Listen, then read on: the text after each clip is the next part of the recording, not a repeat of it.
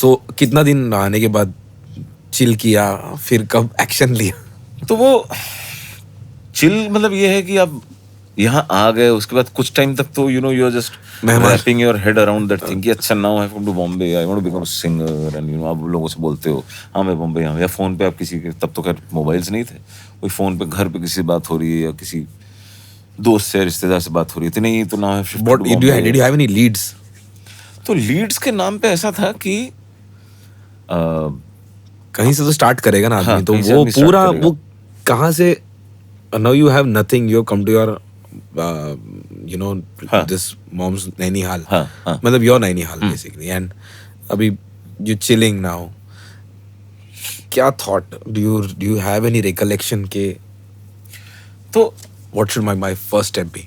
आके कुछ टाइम तक तो हाँ भी आप आए, थोड़ा चिल हो रहा है, अच्छा हाँ करना है, जाना है, थोड़ी क्या मेहमान करना है। नवाजी भी हो रही है घर हाँ, पे, थोड़ी मेहमान नवाजी भी हो रही है, फिर वो 1-2 महीने चलता है, देन वो फेड आउट हो जाता है रियलिटी सेट से।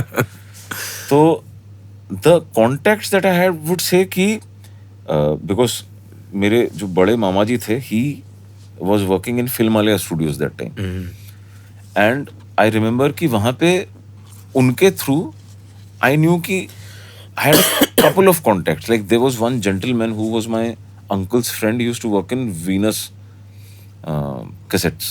वीनस। जी, तो वहाँ मैं वही अपना कैसेट वैसेट लेके जा चुका था, उनसे मिल चुका था, तो उन्होंने कहा था ठीक है हम कुछ लोगों से मिला देंगे। तो उस वक्त उनके म्यूजिक डिपार्टमेंट में there was one late Mr. Mohammad Shafi Niazi, I think his name was. He was like the A&R of that studio. Okay. उनसे मिलने का मौका मिला था, उनको अपने कैसेट वैसेट मैंने सुनाए थे, उन्होंने कहा था अच्छा ठीक है, अच्छा है, देखते हैं, मिलते रहा करो।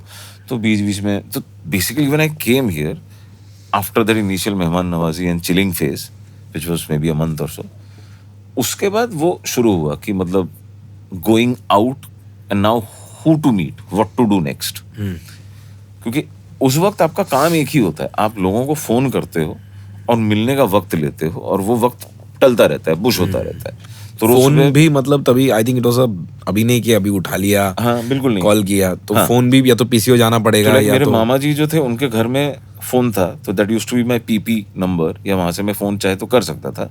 And when I used to be out, वो सिक्का डाल के I used to do it from the PCO. तो डायरी रखना, किसी का नंबर मिला, किसी ने किसी का नंबर दिया, उनको कॉल करो, उनसे बात हुई तो ठीक है, उन्होंने बोला अच्छा एक काम करो, were you good at it following up with people? हाँ, जिस दिन जिस वक्त फोन करने का था कहता था, मैं करता जरूर था।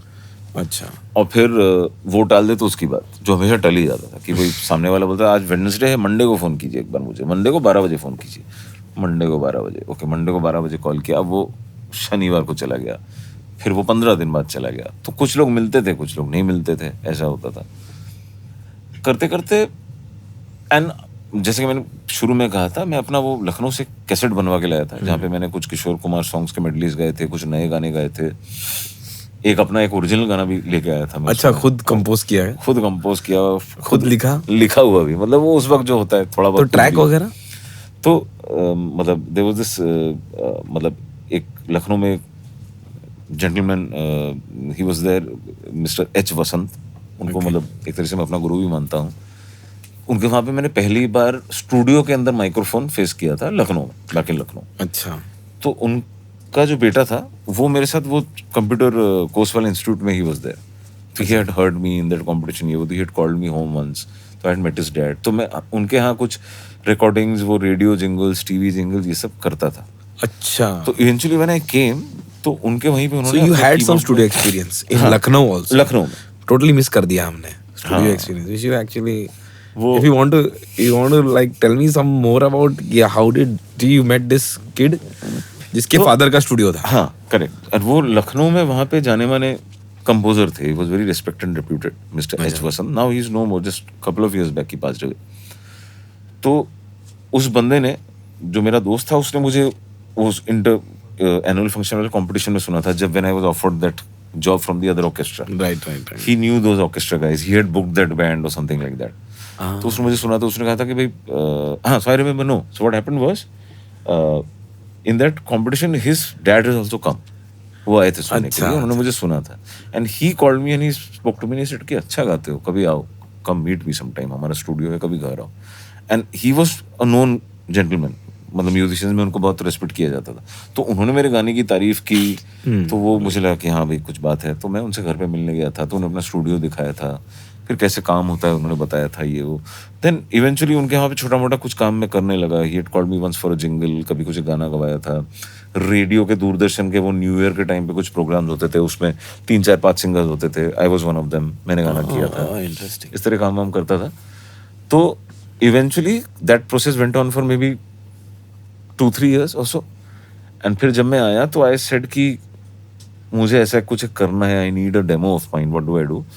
तो दैट फ्रेंड ऑफ माइन ही उन्होंने, हिज नेम वाज गुंजन वसंत। तो ऑन हिज कीबोर्ड वो लोग बनाते थे तब उस टाइम, जो प्रॉपर था वो ट्रैक वाला जितनी भी रिकॉर्डिंग हो सकती थी, हाँ 16 वो track, सब उन्होंने 3 किया track था। थोड़ा नया नया सॉफ्टवेयर भी आना चालू हुआ था, वो सब। तो they had made a track for me, और वो मैंने फिर माइक के साथ गाया था। So this was like the first song you composed, wrote, sang. हाँ, so one part was this medley and there was this other song because Lucknow में जब मैं ये सब करता था ना, वो कभी वो कैरियोके कैसेट से गाना बनवाना हो, कुछ करवाना, तो एवरीबॉडी यूज्ड टू सेड कि लेकिन ये कवर गा के कुछ होने नहीं वाला है, यू नो। आप, जो कि सही बात है, हम लोग अब समझते हैं, लेकिन तब एक बंदा उतना समझता नहीं है ना कि भाई आप कुमार शानू का ऑलरेडी रिलीज पॉपुलर गाना अपनी आवाज में लेके जाओगे तो भाई क्यों आपका कुछ होने वाला है, you know. So they said कि कुछ फ्रेश, कुछ नया, कुछ ओरिजिनल अगर आप बना सको तो। Who gave you this idea? किसने दिया ये आइडिया? जैसे I remember one studio that, जहाँ पे मैंने वो अपने कैरियोके कैसेट के साथ एक वर्जन बनाया था, वहाँ के जो रिकॉर्डिस्ट थे उन्होंने कहा कि देखो मार्केट में अगर आना है, कुछ करियर बनाना है, तो कुछ फ्रेश ओरिजिनल कुछ लेके आना पड़ेगा। इंटरेस्टिंग। अच्छा, ओरिजिनल मैं ओरिजिनल में कहाँ से लाऊं, व्हाट डू आई डू। तो आई रिमेम्बर कि मेरे घर पे वो जो हारमोनियम वगैरह था उस पे करके गुनगुना के, एक शौक होता है ना कि मतलब आप एक बना लेते हो, तो एक कुछ धुन मैंने बना ली थी। Partly it was a little Jatin Lalit type, partly Anu Malik type, Kumar Sanu type, कुछ एक बना लिया था। You remember that? हाँ, bits and pieces of that बताऊंगा मैं अभी। तो अब बना लिया, बट देन उसके ऊपर लिरिक्स कैसे आएंगे? तो इस पे लिरिक्स कैसे आएगा? अमिताभ भट्टाचार्य है ना। Exactly. तो टू अर्ली, तो अमिताभ भट्टाचार्य तो खैर खुद ही, तो मैं सोच पे लिरिक्स कैसे आएगा? तो my common sense that I suggested कि go to the market, go to some book store, buy a book of poetry और शायरी and then fit that into this. Okay. Oh man, हाँ, genius. But the simple thing is that when I did that, मैं कुछ 1 2 किताबें लेके आया, अब मैं कुछ पढ़ रहा हूँ, वहाँ पे कुछ लिखा हुआ है and I have this melody, उसका कुछ तालमेल ही नहीं है ना, how do I fit into this? अच्छा, ऐसा नहीं होता है कि मतलब पोएट्री है और मेलोडी है और गाना बन गया, तो it needs to fit into this.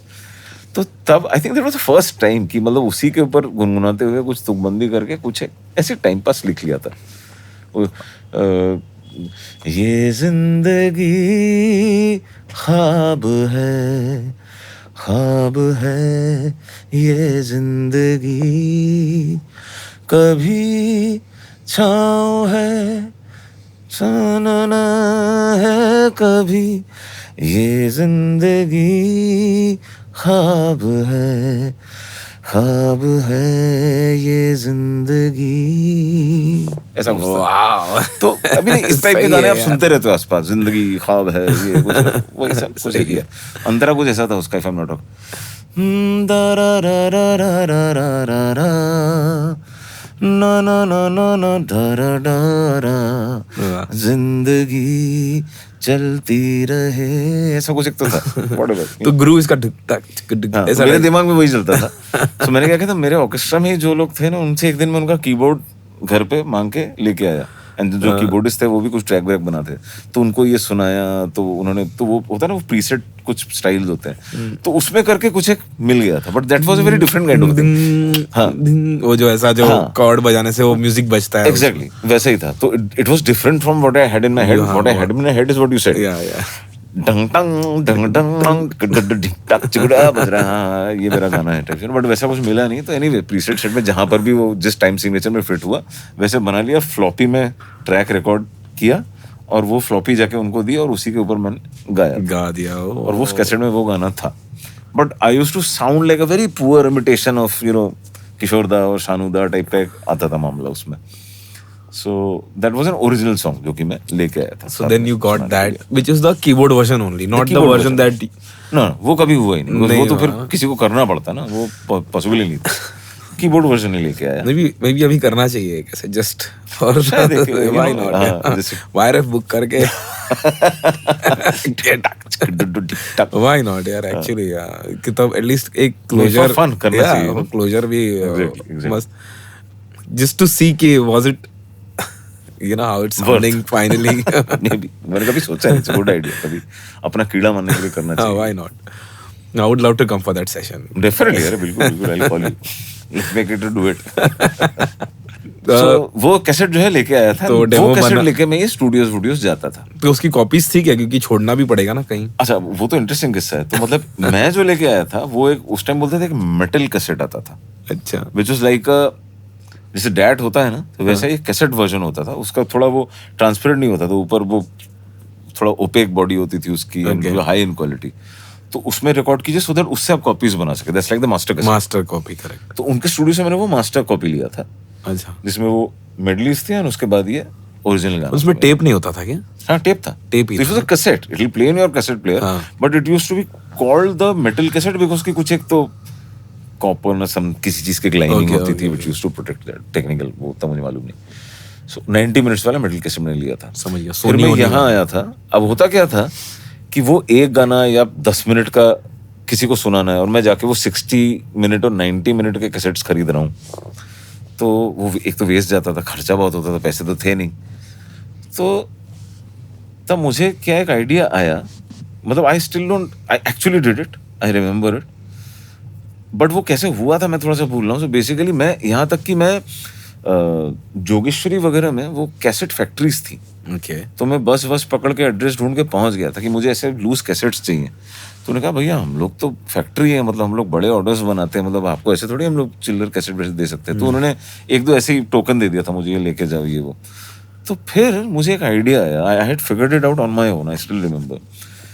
मैंने क्या किया कि उनके पास से जाके कैसेट की बॉडीज खरीदी थी कुछ, उनको कुछ पैसा देके। जो कैसेट आता है ना, तो the cassette, the cover screws लगा हुआ है with nothing written on it, white, अंदर उसका वो रोलर स्पूल रहते थे, ठीक है। एंड मैंने कुछ 90 मिनट के कैसेट्स खरीदे मैंने। फिर इसको खोल के समझ लो 5 मिनट, जहां तक मेरा आईडीज थे विच वाज लाइक 10 मिनट्स, वहां तक का मैंने टाइम मेजर करके रखा था। तो 90 मिनट्स में से उतना काट के इस कैसेट में जोड़ के मैंने 10-10 मिनट के कैसेट्स बनाए थे। 9 कैसेट, मतलब जितने मिल जाते थे मैं और जाके लेके आता था, तो मैंने काफी बनाए थे, इतना मुझे आता। मतलब I had become good at it. Screw खोला, टकाटक लगाया, तो कैसेट रेडी। क्या यार, तो I had made cassettes of my own. Where would you do this? कहाँ बैठ के करते थे? घर पे, वो घर पे बैठ के अपना वो, मतलब वो नैनीहाल में? हाँ, नैनीहाल में। फिर वो लोग नहीं सोच रहे कि बेटा तुम तो म्यूजिक परस्यू करना है, क्या कुछ तो लगा हुआ है, कर रहा है अपना, यू नो। उनके बच्चे भी थे, वो भी देखते थे कि क्या कर रहा है, बट ठीक है चलो कर रहा है वो, दोपहर 3 बजे टाइप्स। और वो बात तक, मतलब वो जब वहां था उसके बाद भी ये प्रोसेस था मेरा।